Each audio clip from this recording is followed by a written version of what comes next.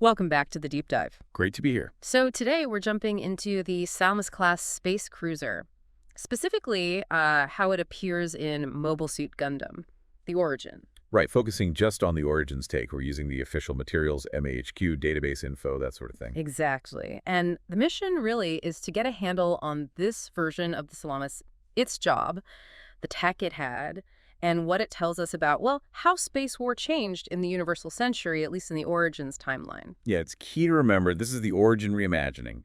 It looks similar, but there are differences from the original 79 show. Okay, so Origins, where did it come from? Sources point to it showing up around, what, the UC0060s? Maybe closer to 007? Somewhere in that time frame, yeah. Yeah. It quickly became the main combat ship for the Earth Federation Space Force, the EFSF. And there were loads of them, right? They really made up the bulk of the Federation fleets. Absolutely. Sheer numbers. Tactically, you'd see them out front kind of screening for the bigger Magellan battleships. Often working with the Lepanto missile frigates, too. Exactly. They acted as a vanguard. A big plus for the Salamis was its mobility, faster, more agile than the huge Magellans. Which gave fleet commanders more flexibility, I guess. Faster formation changes, reacting quicker. Precisely. That was the idea, anyway, in traditional fleet-on-fleet combat. Now, tech-wise, the Origin version had pretty advanced fire control, didn't it? Linked to radar. It did, for its time. And the weapons. Well, you had mega-particle cannons. That's directed energy stuff. Big step up. Plus missiles. And the Origin specifically added that 8-cell vertical launch system, the VLS in the bow. The VLS is a key upgrade in the Origin, yeah. Faster missile deployment. And, of course, standard anti-aircraft machine guns dotted around the hull. But there was a massive Achilles heel, wasn't there? Minovsky particles. Oh, absolutely.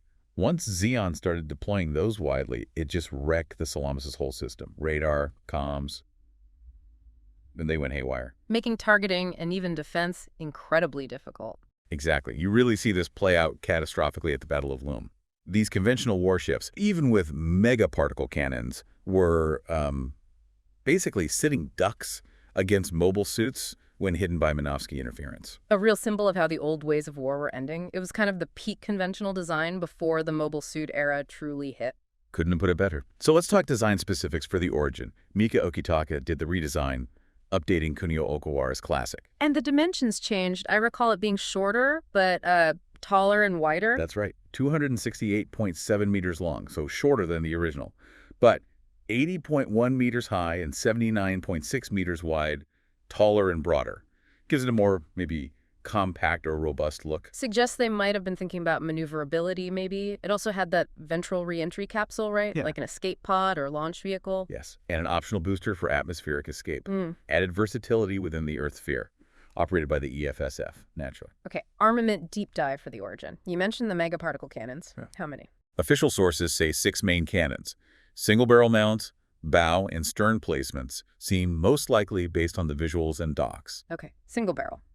And that 8-cell VLS in the bow, critical upgrade. What else? Then you've got 2 6-tube missile launchers, midship port and starboard. Okay. Also 8 large missile launchers up in the bow area. Wow, lots of missile options. And the anti-air. 8 twin-barrel anti-air machine guns spread across the hull for point defense. Now, I know MAHQ sometimes lists double-barrel megaparticle cannons. Any thoughts on that? Yeah, that's a common point of confusion. While MAHQ notes it, the official Origin materials we've seen really emphasize the single-barrel configuration as the primary armament. We tend to stick with the official sources on that. Makes sense. So operationally in the Origin, it came in during the 70s reinforcement plan, right? Right. A direct counter to Xeon building up its forces. Correct. It became the standard EFSF cruiser, most numerous ship class they had. But then the one-year war starts and, well, Loosum happens. Loom was brutal for the Federation fleets, which were mostly Salamis and Magellans. They just couldn't cope effectively with Xeon's mobile suits and their tactics, especially under Minovsky cover. Didn't Tianim's fleet, the third fleet launched from Jaburo, have something like 45 Salamis cruisers? And they still got hammered. They did. Despite having numbers, the mobile suit assault just tore through them. Heavy, heavy losses. That's where General Revel was captured too. Showed the vulnerability starkly. But there's that interesting side story.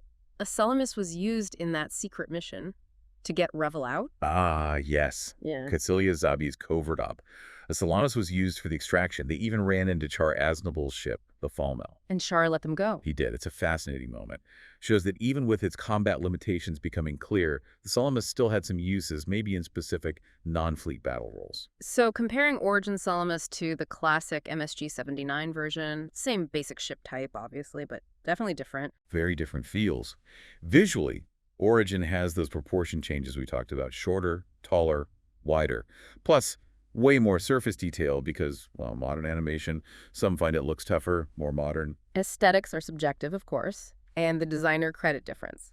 Akitaka for the Origin update, Okawara for the original 79 design. And the specific armament details, like that VLS being confirmed for Origin but absent in the original schematics, plus the whole single versus double barrel cannon question. Deployment dates might vary slightly depending on which source you check too.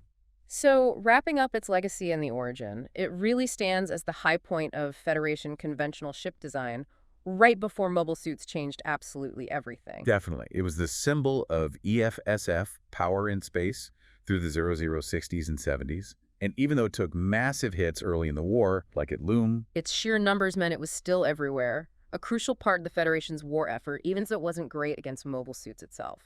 right, it formed the bulk of the fleets that eventually helped turn the tide, just by being there, providing mass. It sort of sets the stage for later Salamis variants we see in the wider UC timeline, the Kai, for instance, which could carry mobile suits, even though Origin itself doesn't get that far. So it works as a narrative marker, too.